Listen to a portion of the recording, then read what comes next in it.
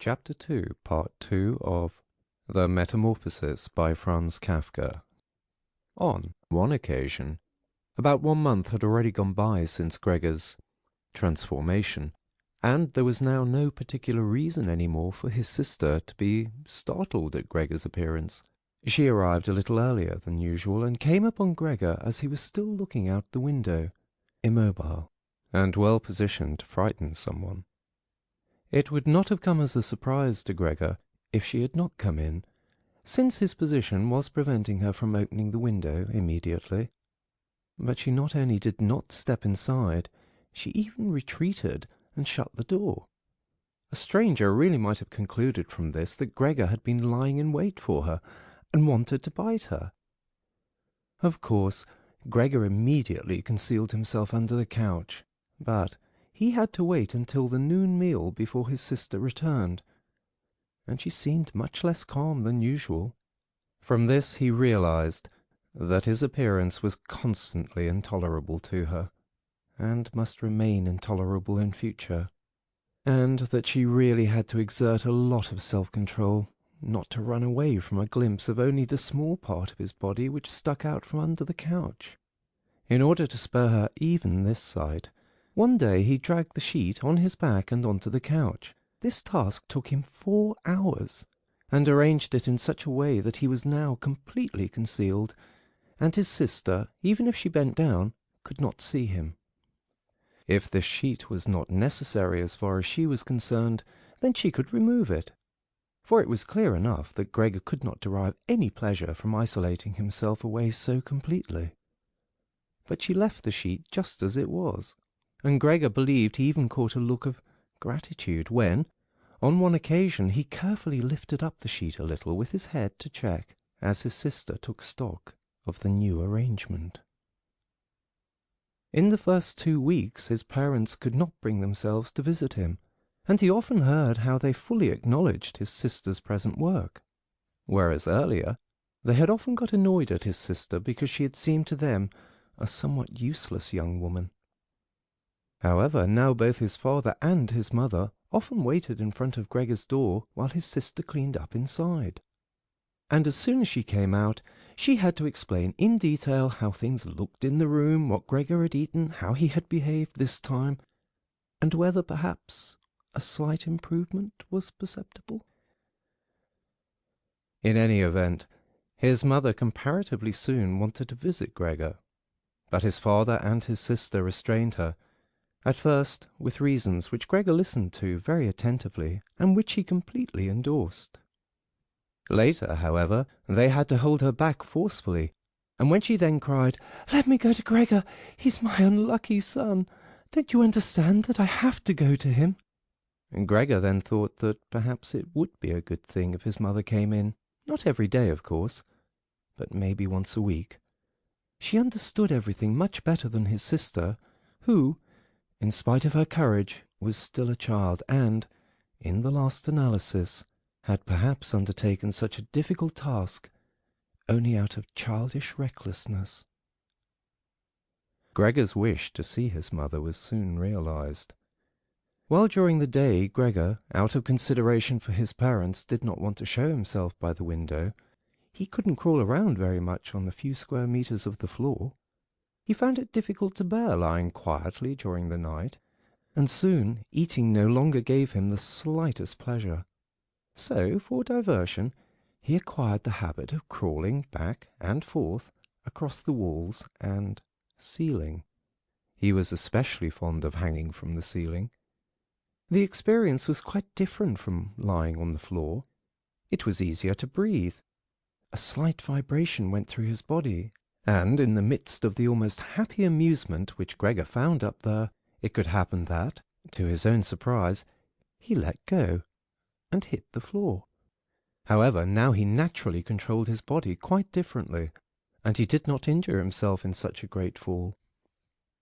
His sister noticed immediately the new amusement which Gregor had found for himself, for as he crept around he left behind here and there traces of his sticky stuff.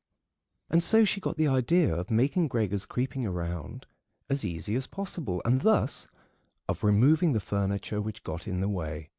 especially the chest of drawers and the writing desk. But she was in no position to do this by herself.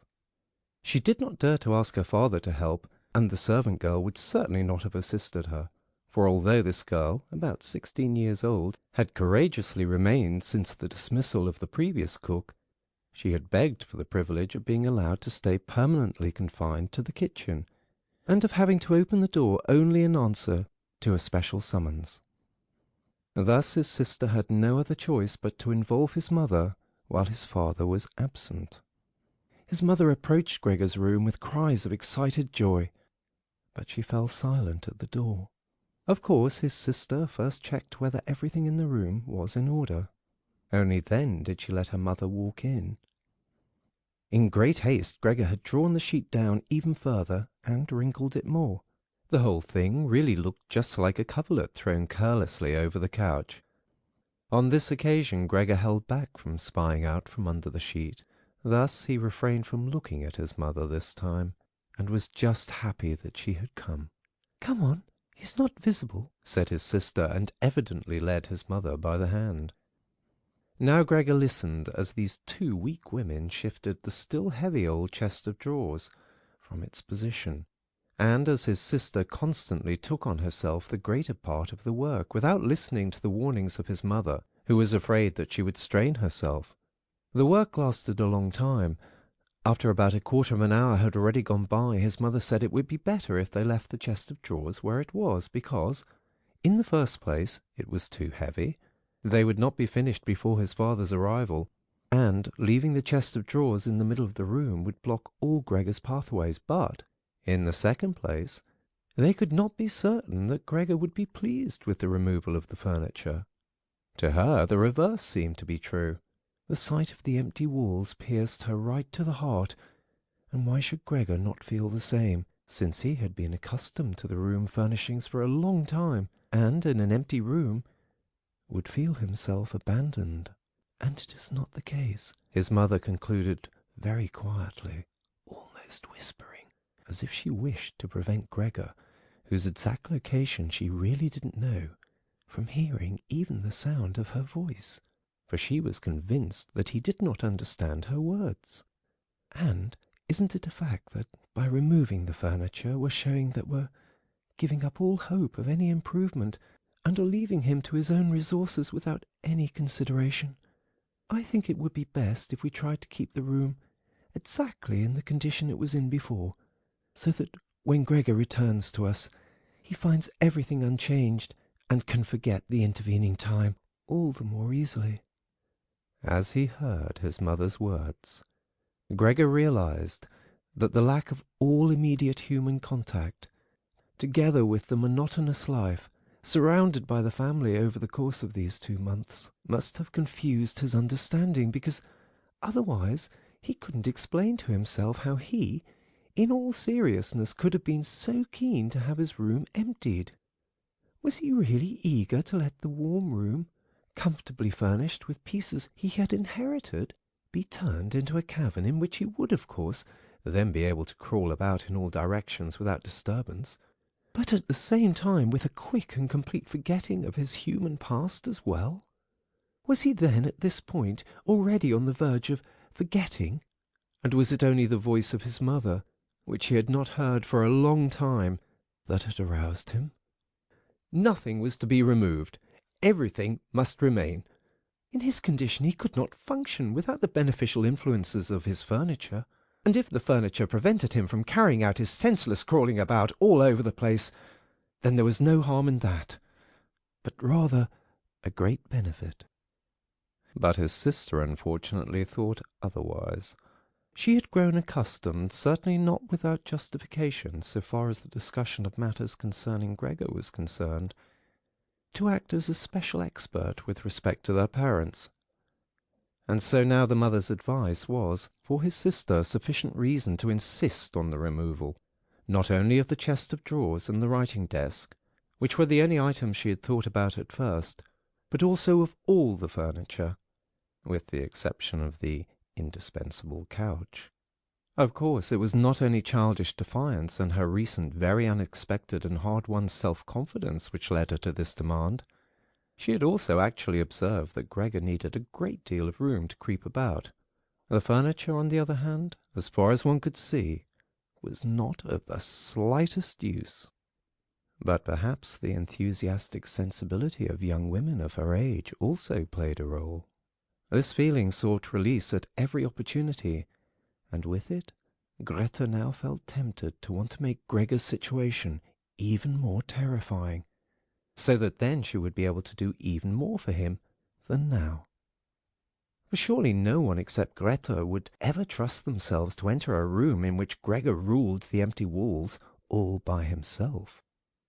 And so she did not let herself be dissuaded from her decision by her mother, who in this room seemed uncertain of herself in her sheer agitation, and soon kept quiet, helping his sister with all her energy to get the chest of drawers out of the room. Now, Gregor could still do without the chest of drawers, if need be, but the writing desk really had to stay. And scarcely had the women left the room, with the chest of drawers, groaning as they pushed it, when Gregor stuck his head out from under the sofa to take a look how he could intervene cautiously and with as much consideration as possible. But unfortunately it was his mother who came back into the room first, while Greta had her arms wrapped around the chest of drawers in the next room, and was rocking it back and forth by herself, without moving it from its position. His mother was not used to the sight of Gregor. He could have made her ill, and so, frightened, Gregor scurried back right to the other end of the sofa.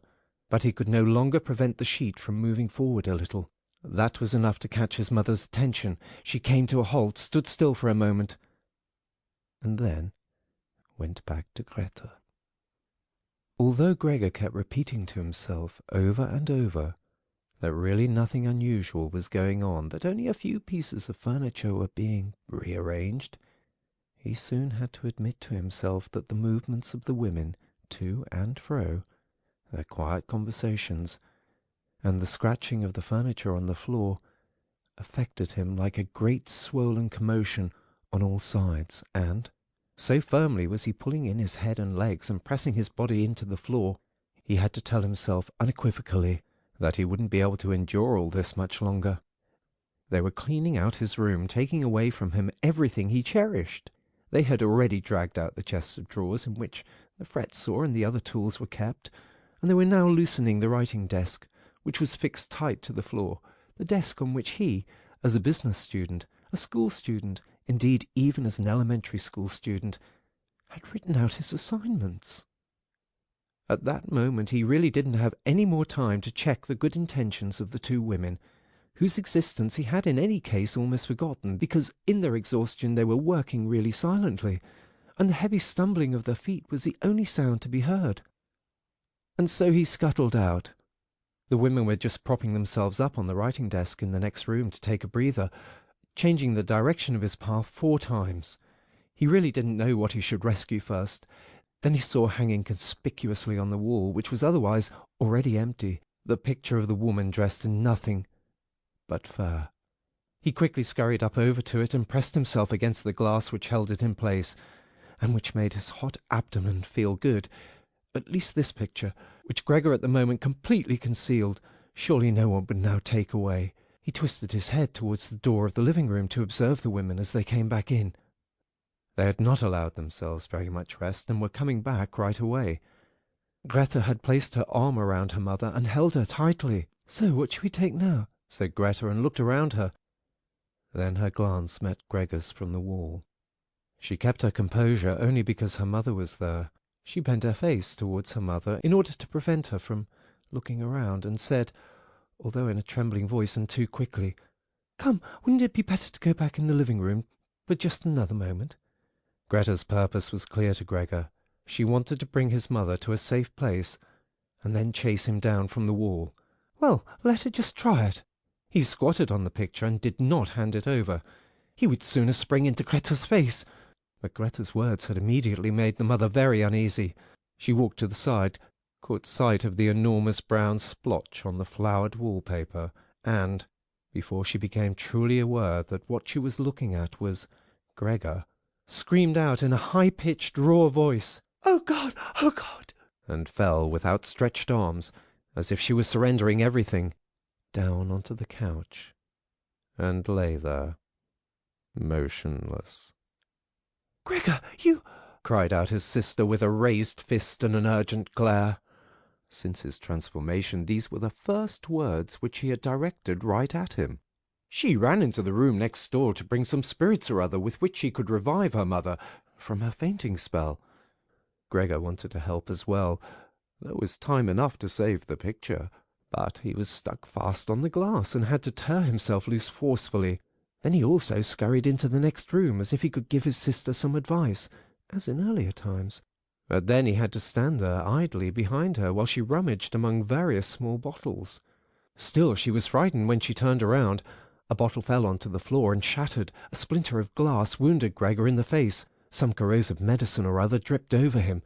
Now, without lingering any longer, Greta took as many small bottles as she could hold and ran with them into her mother. She slammed the door shut with her foot. Gregor was now shut off from his mother, who was perhaps near death, thanks to him. He could not open the door, and he did not want to chase away his sister, who had to remain with her mother. At this point he had nothing to do but wait. And, overwhelmed with self-reproach and worry, he began to creep and crawl over everything, walls, furniture, and ceiling. Finally, in his despair, as the entire room started to spin around him, he fell onto the middle of the large table. A short time elapsed. Gregor lay there limply. All around was still. Perhaps that was a good sign. Then there was a ring at the door. The servant girl was naturally shut up in her kitchen, and therefore Greta had to go to open the door. The father had arrived. "What's happened?" were his first words. Greta's appearance had told him everything. Greta replied with a dull voice. Evidently she was pressing her face into her father's chest. "Mother fainted. She's getting better now. Gregor has broken loose." "Yes, I have expected that," said his father. "I always told you that, but you women don't want to listen." It was clear to Gregor that his father had badly misunderstood Greta's short message and was assuming that Gregor had committed some violent crime or other. Thus, Gregor now had to find his father to calm him down, for he had neither the time nor the ability to explain things to him, and so he rushed away to the door of his room and pushed himself against it, so that his father could see right away as he entered from the hall that Gregor fully intended to return at once to his room, that it was not necessary to drive him back, but that one only needed to open the door, and he would disappear immediately. But his father was not in the mood to observe such niceties. "Ah!" he yelled as soon as he entered, with a tone as if he were all at once angry and pleased. Gregor pulled his head back from the door and raised it in the direction of his father. He had not really pictured his father as he now stood there. Of course, what with his new style of creeping all around, he had in the past while neglected to pay attention to what was going on in the rest of the apartment, as he had done before, and really should have grasped the fact that he would encounter different conditions. Nevertheless, was that still his father? Was that the same man who had lain exhausted and buried in bed in earlier days when Gregor was setting out on a business trip, and who had received him on the evenings of his return in a sleeping-gown and armchair, totally incapable of standing up, who had only lifted his arm as a sign of happiness, and who, in their rare strolls together a few Sundays a year and on the important holidays, made his way slowly forwards between Gregor and his mother, who themselves moved slowly, always a bit more slowly than them, bundled up in his old coat all the time setting down his walking-stick carefully, and who, when he had wanted to say something, almost always stood still and gathered his entourage around him. But now he was standing up really straight, dressed in a tight-fitting blue uniform with gold buttons, like the ones servants wear in a banking company, Above the high stiff collar of his jacket, his firm double chin stuck out prominently. Beneath his bushy eyebrows, the glance of his black eyes was freshly penetrating and alert. His otherwise dishevelled white hair was combed down into a carefully exact shining part.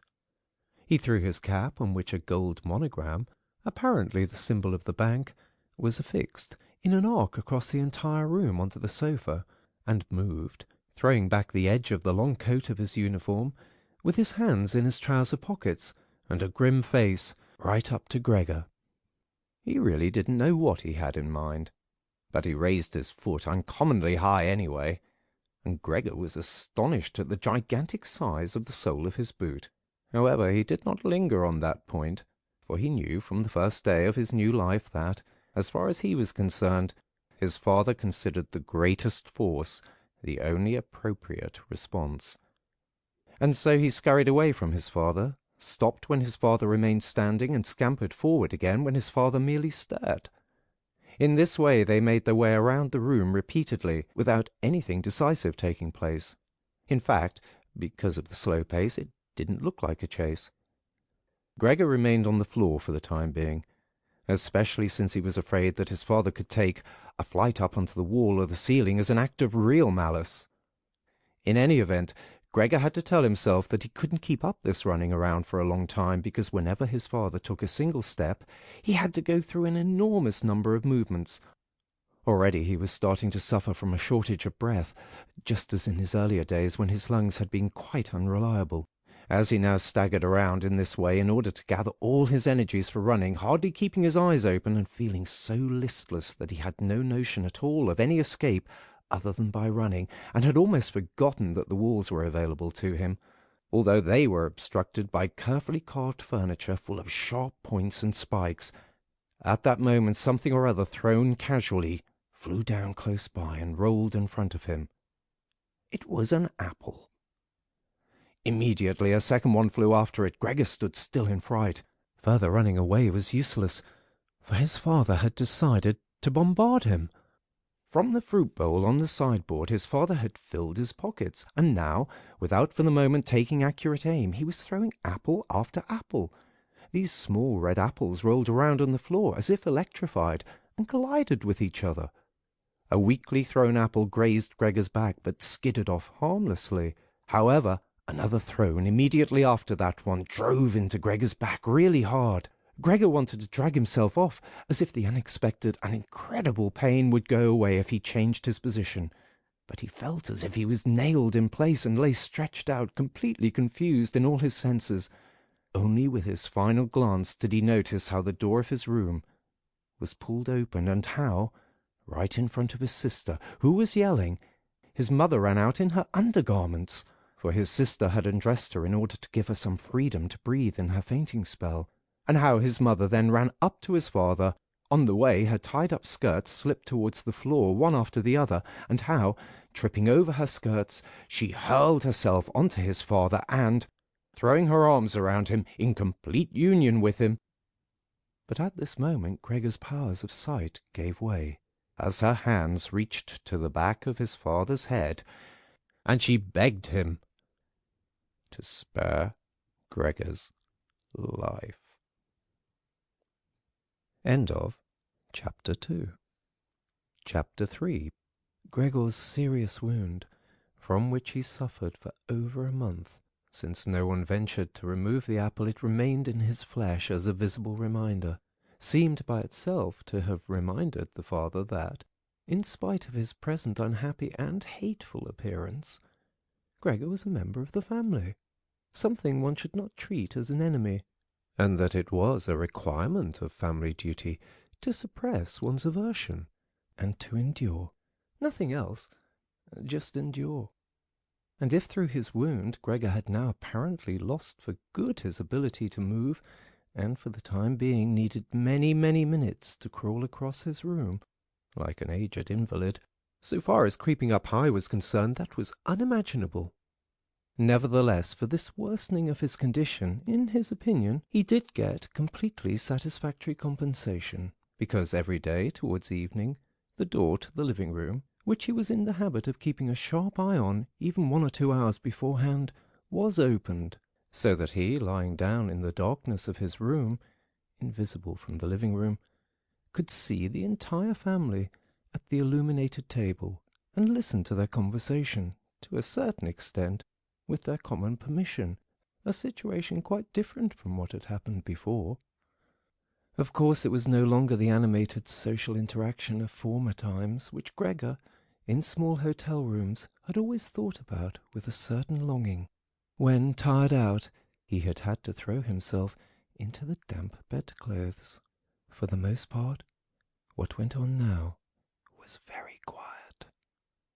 After the evening meal, the father fell asleep quickly in his armchair. The mother and sister talked guardedly to each other in the stillness. Bent over, the mother sewed fine undergarments for a fashion shop. The sister, who had taken on a job as a salesgirl, in the evening studied stenography and French, so as perhaps later to obtain a better position.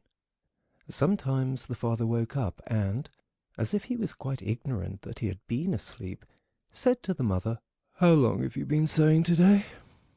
and went right back to sleep, while the mother and the sister smiled tiredly to each other. With a sort of stubbornness, the father refused to take off his servant's uniform, even at home, and while his sleeping gown hung unused on the coat hook, the father dozed completely dressed in his place, as if he was always ready for his responsibility, and even here was waiting for the voice of his superior. As a result, in spite of all the care of the mother and sister, his uniform, which even at the start was not new, grew dirty, and Gregor looked often for an entire evening at this clothing, with stains all over it, and with its gold buttons always polished, in which the old man, although very uncomfortable, slept peacefully none the less. As soon as the clock struck 10, the mother tried gently encouraging the father to wake up, and then persuading him to go to bed, on the ground that he couldn't get a proper sleep here, and that the father, who had to report for service at 6 o'clock, really needed a good sleep. But in his stubbornness, which had gripped him since he had become a servant, he insisted always on staying even longer by the table, although he regularly fell asleep and then could only be prevailed upon with the greatest difficulty to trade his chair for the bed. No matter how much the mother and sister might at that point work on him with small admonitions, for a quarter of an hour he would remain shaking his head slowly, his eyes closed, without standing up. The mother would pull him by the sleeve and speak flattering words into his ear. The sister would leave her work to help her mother, but that would not have the desired effect on the father. He would settle himself even more deeply in his armchair. Only when the two women grabbed him under the armpits would he throw his eyes open, look back and forth at the mother and sister, and habitually say, "This is a life. This is the peace and quiet of my old age."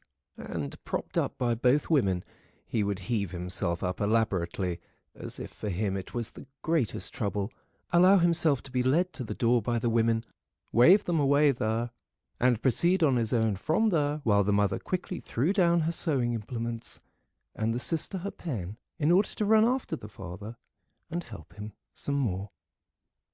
In this overworked and exhausted family, who had time to worry any longer about Gregor more than was absolutely necessary, the household was constantly getting smaller.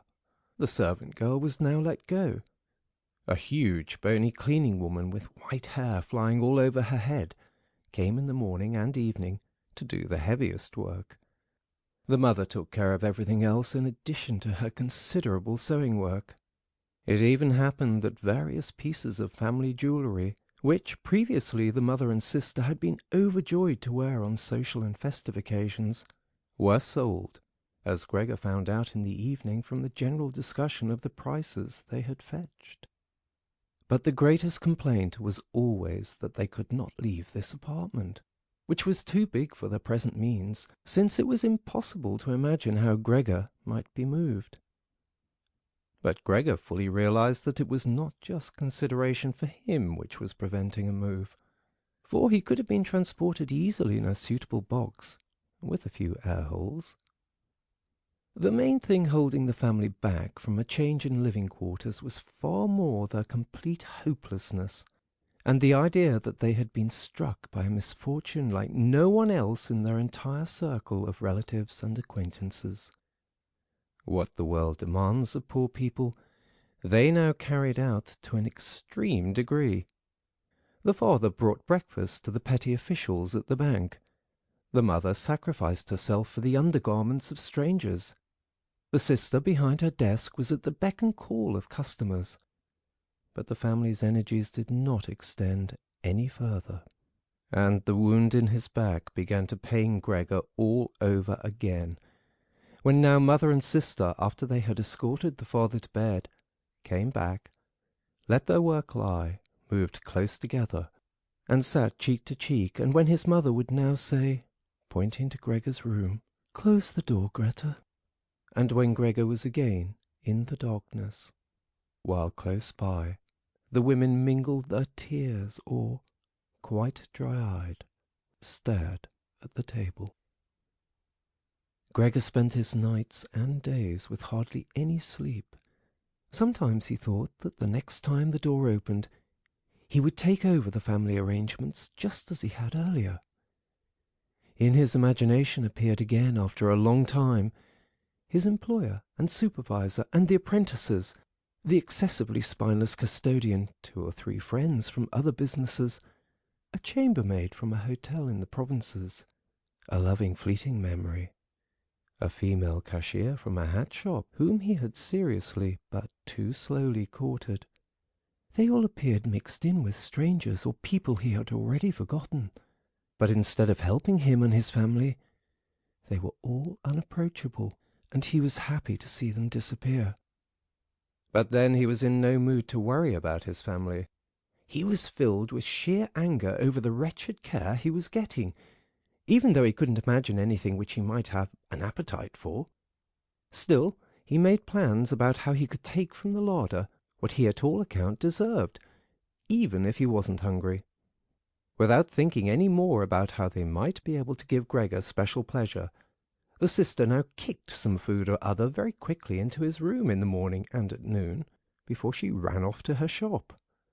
And in the evening, quite indifferent to whether the food had perhaps only been tasted or, what happened most frequently, remained entirely undisturbed, she whisked it out with one sweep of her broom. The task of cleaning his room, which she now always carried out in the evening, could not be done any more quickly. Streaks of dirt ran along the walls. Here and there lay tangles of dust and garbage.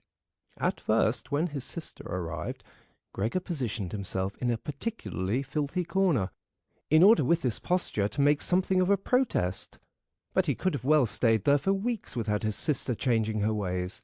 In fact, she perceived the dirt as much as he did, but she had decided just to let it stay.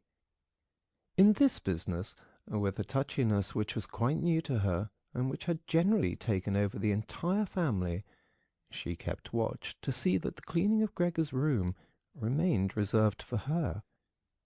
Once his mother had undertaken a major cleaning of Gregor's room, which she had only completed successfully after using a few buckets of water. But the extensive dampness made Gregor sick, and he lay supine, embittered and immobile on the couch.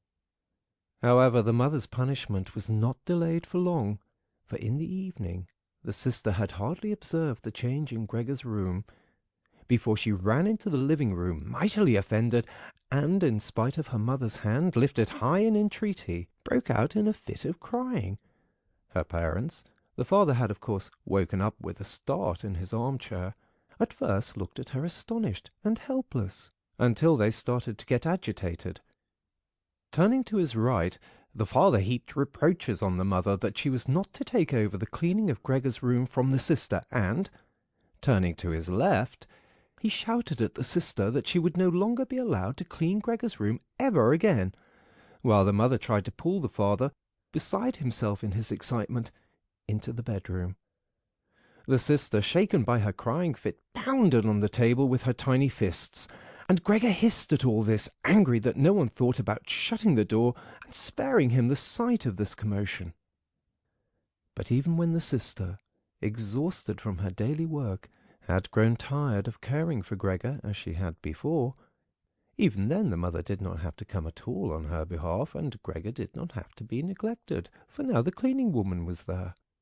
This old woman, who in her long life must have managed to survive the worst with the help of her bony frame, had no real horror of Gregor. Without being in the least curious, she had once, by chance, opened Gregor's door. At the sight of Gregor, who, totally surprised, began to scamper here and there, although no one was chasing him, she remained standing with her hands folded across her stomach, staring at him. Since then she did not fail to open the door furtively, a little every morning and evening, to look in on Gregor. At first she called him to her, with words which she presumably thought were friendly, like, "Come here for a bit, old dung beetle," or "Hey, look at the old dung beetle." Addressed in such a manner, Gregor answered nothing, but remained motionless in his place, as if the door had not been opened at all. If only, instead of allowing this cleaning woman to disturb him uselessly whenever she felt like it, they had given her orders to clean up his room every day. One day, in the early morning, a hard downpour, perhaps already a sign of the coming spring, struck the window panes, when the cleaning woman started up once again with her usual conversation. Gregor was so bitter that he turned towards her, as if for an attack, although slowly and weakly. But instead of being afraid of him, the cleaning woman merely lifted up a chair standing close by the door, and as she stood there with her mouth wide open, her intention was clear. She would close her mouth only when the chair in her hand had been thrown down on Gregor's back. "This goes no further, all right?" she asked, as Gregor turned himself around again, and she placed the chair calmly back in the corner. Gregor ate hardly anything any more. Only when he chanced to move past the food which had been prepared did he, as a game, take a bit into his mouth, hold it there for hours, and generally spit it out again. At first he thought it might be his sadness over the condition of his room which kept him from eating, but he very soon became reconciled to the alterations in his room. People had grown accustomed to put into storage in his room things which they couldn't put anywhere else, and at this point there were many such things, now that they had rented one room of the apartment to 3 lodgers. These solemn gentlemen, all 3 had full beards, as Gregor once found out through a crack in the door, were meticulously intent on tidiness, not only in their own room, but, since they now rented a room here, in the entire household, and particularly in the kitchen. They simply did not tolerate any useless or shoddy stuff. Moreover, for the most part they had brought with them their own pieces of furniture. Thus, many items had become superfluous, and these were not really things one could sell or things people wanted to throw out. All these items ended up in Gregor's room, even the box of ashes and the garbage pail from the kitchen.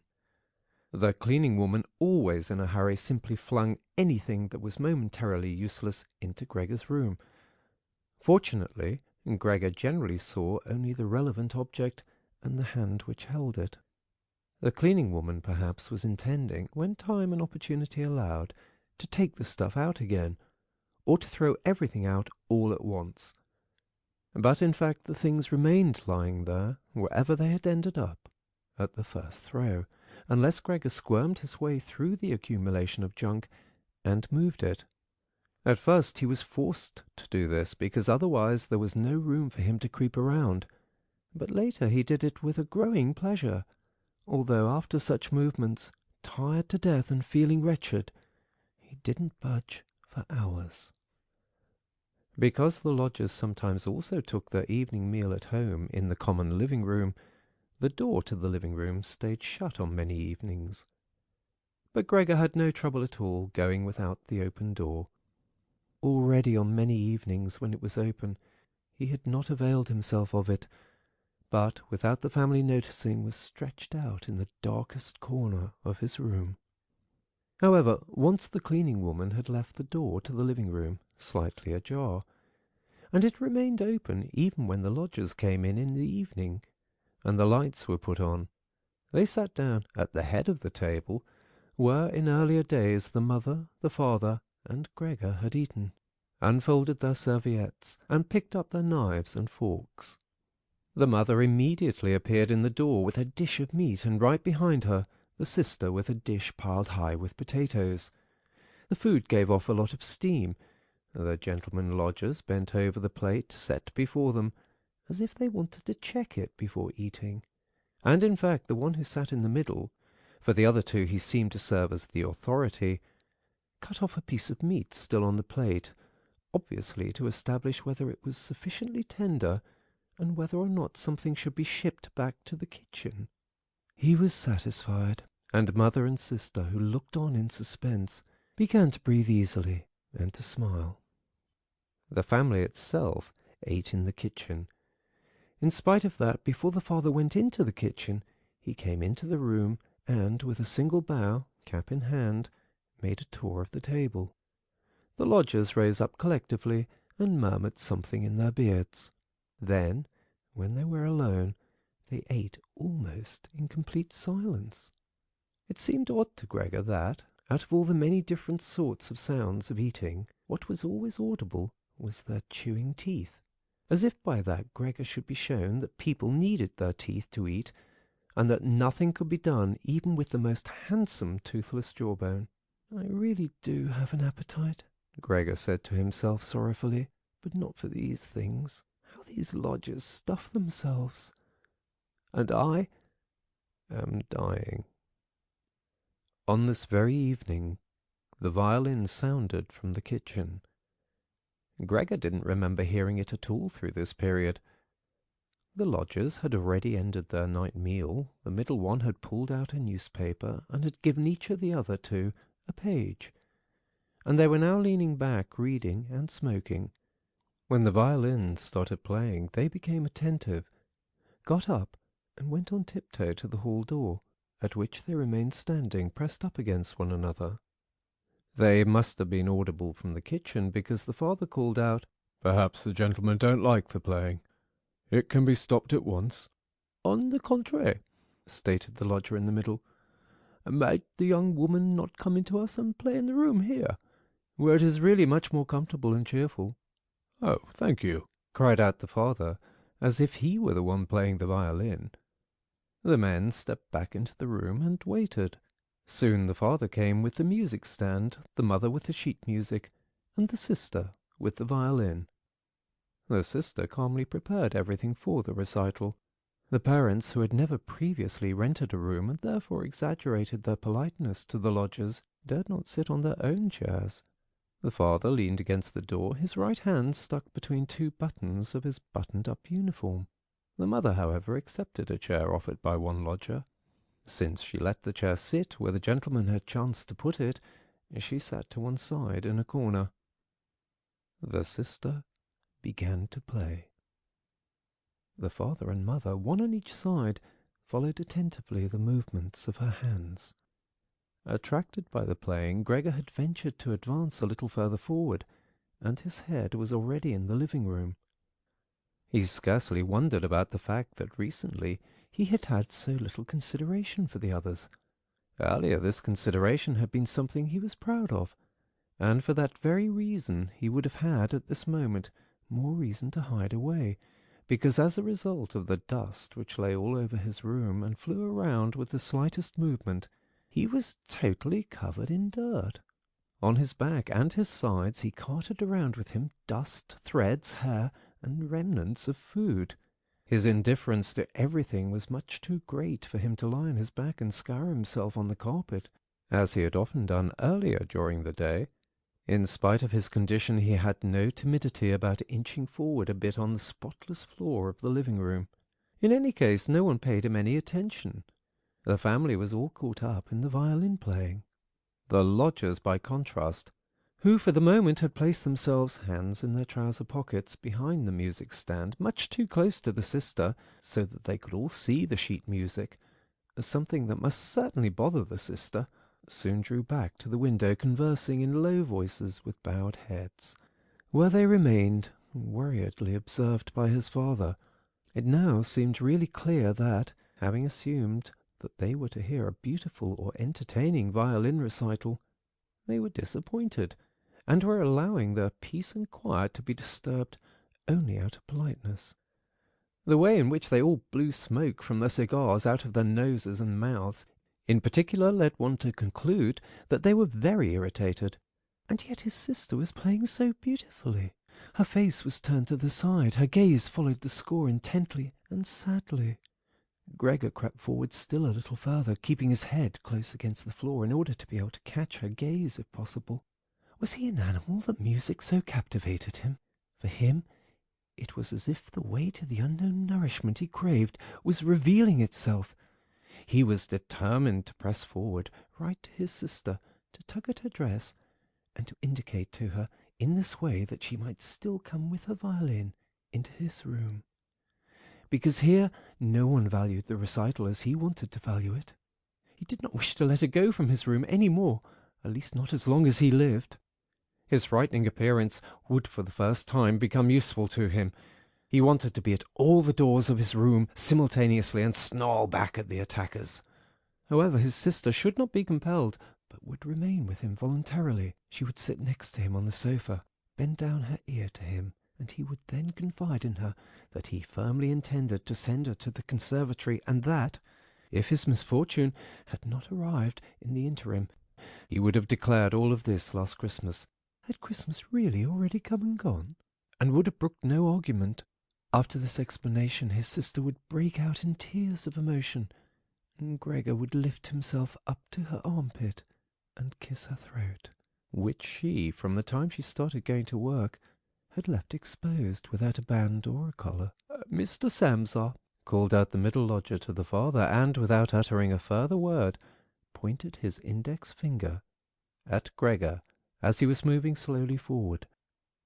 The violin fell silent. The middle lodger smiled, first shaking his head once at his friends, and then looked down at Gregor once more. Rather than driving Gregor back again, the father seemed to consider it of prime importance to calm down the lodgers, although they were not at all upset, and Gregor seemed to entertain them more than the violin recital. The father hurried over to them, and, with outstretched arms, tried to push them into their own room, and simultaneously to block their view of Gregor with his own body. At this point they became really somewhat irritated, although one no longer knew whether that was because of the father's behaviour or because of knowledge they had just acquired that they had, without knowing it, a neighbour like Gregor. They demanded explanations from his father, raised their arms to make their points, tugged agitatedly at their beards, and moved back towards their room quite slowly. In the meantime, the isolation which had suddenly fallen upon his sister after the sudden breaking off of the recital had overwhelmed her. She had held on to the violin and bow in her limp hands for a little while, and had continued to look at the sheet music as if she was still playing. All at once she pulled herself together, placed the instrument in her mother's lap — the mother was still sitting in her chair, having trouble breathing, for her lungs were labouring — and had run into the next room, which the lodgers, pressured by the father, were already approaching more rapidly. One could observe how, under the sister's practised hands, the sheets and pillows on the beds were thrown on high and arranged. Even before the lodgers had reached the room, she was finished fixing the beds and was slipping out. The father seemed so gripped once again with his stubbornness that he forgot about the respect which he always owed to the renters. He pressed on, until at the door of the room the middle gentleman stamped loudly with his foot, and thus brought the father to a standstill. "I hereby declare," the middle lodger said, raising his hand and casting his glance both on the mother and the sister, "that considering the disgraceful conditions prevailing in this apartment and family," with this he spat decisively on the floor, "I immediately cancel my room. I will of course pay nothing at all for the days which I have lived here. On the contrary, I shall think about whether or not I will initiate some sort of action against you, something which, believe me, will be very easy to establish." He fell silent and looked directly in front of him, as if he were waiting for something. In fact, his two friends immediately joined in with their opinions. "We also give notice." At that, he seized the door handle, banged the door shut, and locked it. The father groped his way tottering to his chair and let himself fall in it. It looked as if he was stretching out for his usual evening snooze, but the heavy nodding of his head, which looked as if it was without support, showed that he was not sleeping at all. Gregor had lain motionless the entire time in the spot where the lodgers had caught him. Disappointment with the collapse of his plan, and perhaps also weakness brought on by his severe hunger, made it impossible for him to move. He was certainly afraid that a general disaster would break over him at any moment, and he waited. He was not even startled when the violin fell from his mother's lap, out from under her trembling fingers, and gave off a reverberating tone. "My dear parents," said the sister, banging her hand on the table by way of an introduction, "things cannot go on any longer in this way. Maybe if you don't understand that, well, I do. I will not utter my brother's name in front of this monster, unless I say only that we must try to get rid of it.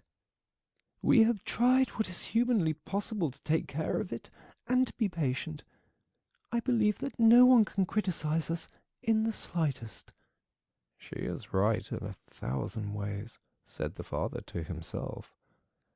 The mother, who was still incapable of breathing properly, began to cough numbly with her hand held over her mouth, and a manic expression in her eyes. The sister hurried over to her mother and held her forehead. The sister's words seemed to have led the father to certain reflections. He sat upright, played with his uniform hat among the plates which still lay on the table from the lodger's evening meal, and looked, now and then, at the motionless Gregor. "We must try to get rid of it," the sister now said decisively to the father, for the mother, in her coughing fit, was not listening to anything. "It is killing you both. I see it coming. When people have to work as hard as we all do, they cannot also tolerate this endless torment at home. I just can't go on any more." And she broke out into such a crying fit that her tears flowed out down onto her mother's face. She wiped them off her mother with mechanical motions of her hands. "Child," said the father sympathetically and with obvious appreciation, "then what should we do?" The sister only shrugged her shoulders as a sign of the perplexity which, in contrast to her previous confidence, had come over her while she was crying. "If only he understood us," said the father in a semi-questioning tone. The sister, in the midst of her sobbing, shook her hand energetically as a sign that there was no point thinking of that. "If he only understood us," repeated the father, and by shutting his eyes he absorbed the sister's conviction of the impossibility of this point. "Then perhaps some compromise would be possible with him, but as it is—" "It must be gotten rid of," cried the sister. "That is the only way, father. You must try to get rid of the idea that this is Gregor. The fact that we have believed for so long, that is truly our real misfortune.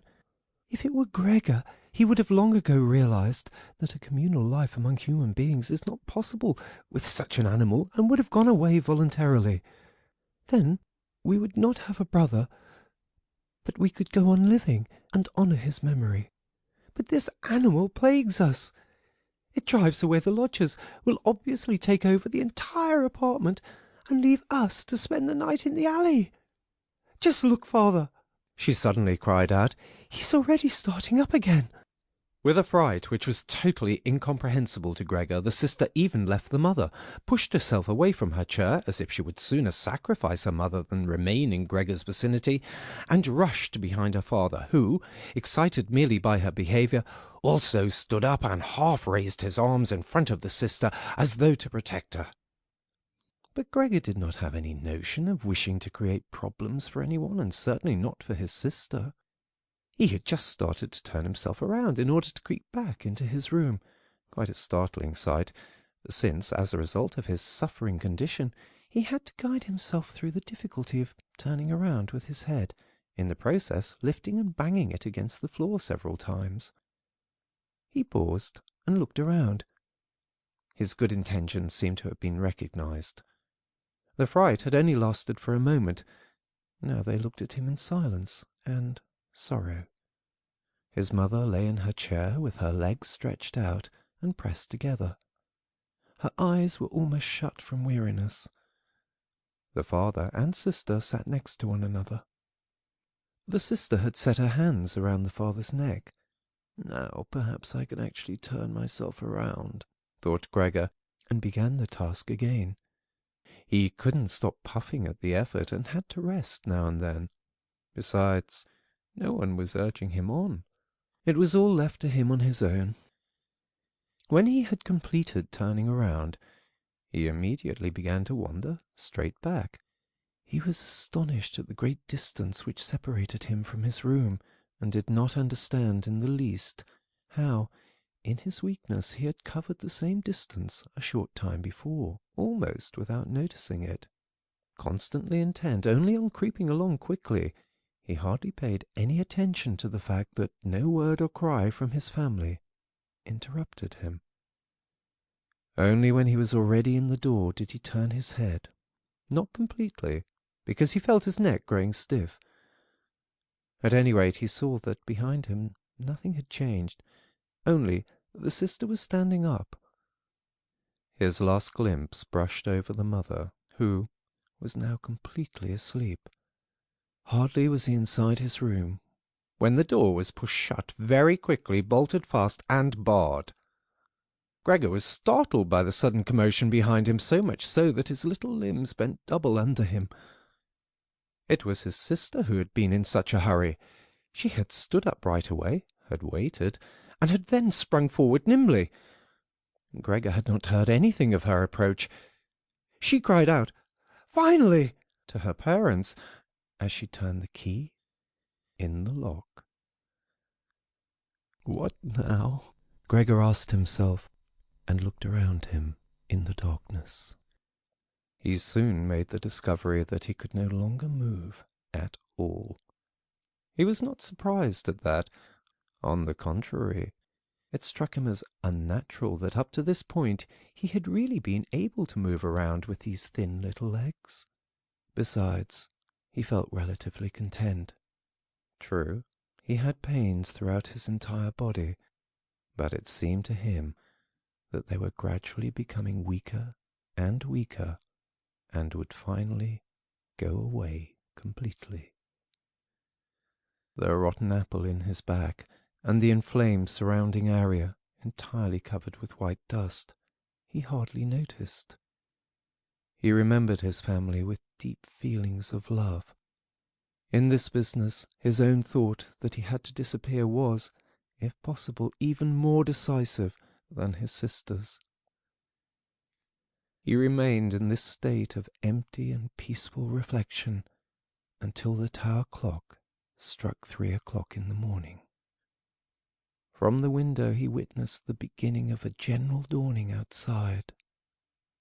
Then, without willing it, his head sank all the way down, and from his nostrils flowed out weakly his last breath. Early in the morning the cleaning woman came. In her sheer energy and haste, she banged all the doors in precisely the way people had already asked her to avoid, so much so that once she arrived a quiet sleep was no longer possible anywhere in the entire apartment. In her customarily brief visit to Gregor, she at first found nothing special. She thought he lay so immobile there because he wanted to play the offended party. She gave him credit for as complete an understanding as possible. Since she happened to be holding the long broom in her hand, she tried to tickle Gregor with it from the door. When this was quite unsuccessful, she became irritated and poked Gregor a little, and only when she had shoved him from his place without any resistance did she become attentive. When she quickly realized the true state of affairs, her eyes grew large. She whistled to herself. However, she didn't restrain herself for long. She pulled open the door of the bedroom and yelled in a loud voice into the darkness, "Come and look! It's kicked the bucket! It's lying there, totally snuffed!" The Samsa married couple sat upright in their marriage bed and had to get over their fright at the cleaning woman before they managed to grasp her message. But then Mr. and Mrs. Samsa climbed very quickly out of bed, one on either side. Mr. Samsa threw the bedspread over his shoulders. Mrs. Samsa came out only in her nightshirt, and like this they stepped into Gregor's room. Meanwhile, the door of the living room, in which Greta had slept since the lodgers had arrived on the scene, had also opened. She was fully clothed, as if she had not slept at all. Her white face also seemed to indicate that. "Dead?" said Mrs. Samsa, and looked questioningly at the cleaning woman, although she could check everything on her own and even understand without a check. "I should say so," said the cleaning woman, and, by way of proof, poked Gregor's body with the broom a considerable distance more to the side. Mrs. Samsa made a movement as if she wished to restrain the broom, but didn't do so. "Well," said Mr. Samsa, "now we can give thanks to God." He crossed himself, and the three women followed his example. Greta, who did not take her eyes off the corpse, said, "Look how thin he was. He had eaten nothing for such a long time. The meals which came in here came out again, exactly the same." In fact, Gregor's body was completely flat and dry. That was apparent really for the first time, now that he was no longer raised on his small limbs, and nothing else distracted one's gaze. "Greta, come into us for a moment," said Mrs. Samsa with a melancholy smile, and Greta went, not without looking back at the corpse, behind her parents, into the bedroom. The cleaning woman shut the door and opened the window wide. In spite of the early morning, the fresh air was partly tinged with warmth. It was already the end of March. The three lodgers stepped out of their room and looked around for their breakfast, astonished that they had been forgotten. "Where is the breakfast?" asked the middle one of the gentlemen grumpily to the cleaning woman. However, she laid a finger to her lips and then quickly and silently indicated to the lodgers that they could come into Gregor's room. So they came and stood in the room, which was already quite bright, around Gregor's corpse, their hands in the pockets of their somewhat worn jackets. Then the door of the bedroom opened, and Mr. Samsa appeared in his uniform with his wife on one arm and his daughter on the other. All were a little tear-stained. Now and then Greta pressed her face onto her father's arm. "Get out of my apartment immediately," said Mr. Samsa, and pulled open the door without letting go of the women. "What do you mean?" said the middle lodger, somewhat dismayed, and with a sugary smile. The two others kept their hands behind them and constantly rubbed them against each other, as if in joyful anticipation of a great squabble which must end in their favour. "I mean exactly what I say," replied Mr. Samsa, and went directly with his two female companions up to the lodger. The latter at first stood there motionless and looked at the floor, as if matters were arranging themselves in a new way in his head. "All right, we'll go," he said, and looked up at Mr. Samsa, as if, suddenly overcome by humility, he was asking fresh permission for this decision. Mr. Samsa merely nodded to him repeatedly, with his eyes open wide. Following that, the lodger actually went with long strides immediately out into the hall. His two friends had already been listening for a while with their hands quite still, and now they hopped smartly after him, as if afraid that Mr. Samsa could step into the hall ahead of them and disturb their reunion with their leader. In the hall, all three of them took their hats from the coat-rack, pulled their canes from the cane-holder, bowed silently, and left the apartment. In what turned out to be an entirely groundless mistrust, Mr. Samsa stepped with the two women out onto the landing, leaned against the railing, and looked over as the three lodgers slowly but steadily made their way down the long staircase, disappeared on each floor in a certain turn of the stairwell, and in a few seconds came out again. The deeper they proceeded, the more the Samsa family lost interest in them, and when a butcher with a tray on his head came to meet them, and then, with a proud bearing, ascended the stairs high above them, Mr. Samsa, together with the women, left the banister, and they all returned, as if relieved, back into their apartment. They decided to pass that day resting and going for a stroll. Not only had they earned this break from work, but there was no question that they really needed it. And so they sat down at the table and wrote 3 letters of apology, Mr. Samsa to his supervisor, Mrs. Samsa to her client, and Greta to her proprietor. During the writing, the cleaning woman came in to say that she was going off, for her morning work was finished. The three people writing at first merely nodded without glancing up. Only when the cleaning woman was still unwilling to depart did they look up angrily. "Well?" asked Mr. Samsa. The cleaning woman stood smiling in the doorway, as if she had had a great stroke of luck to report to the family, but would only do so if she was asked directly. The almost upright small ostrich feather in her hat, which had irritated Mr. Samsa during her entire service, swayed lightly in all directions. "All right, then, what do you really want?" asked Mrs. Samsa, whom the cleaning lady still usually respected. "Well," answered the cleaning woman, smiling so happily she couldn't go on speaking right away, "about how that rubbish in the next room should be thrown out. You mustn't worry about it. It's all taken care of." Mrs. Samsa and Greta bent down to their letters, as though they wanted to go on writing. Mr. Samsa, who noticed that the cleaning woman wanted to start describing everything in detail, decisively prevented her with an outstretched hand. But since she was not allowed to explain, she remembered the great hurry she was in, and called out, clearly insulted, "Bye-bye, everyone!" turned around furiously and left the apartment with a fearful slamming of the door. "This evening she'll be let go," said Mr. Samsa, but he got no answer from either his wife or from his daughter, because the cleaning woman seemed to have upset once again the tranquillity they had just attained. They got up, went to the window, and remained there with their arms about each other. Mr. Samsa turned around in his chair in their direction and observed them quietly for a while. Then he called out, "All right, come here then. Let's finally get rid of old things. And have a little consideration for me." The women attended to him at once. They rushed to him, caressed him, and quickly ended their letters. Then all three left the apartment together, something they had not done for months now, and took the electric tram into the open air outside the city. The car, in which they were sitting by themselves, was totally engulfed by the warm sun.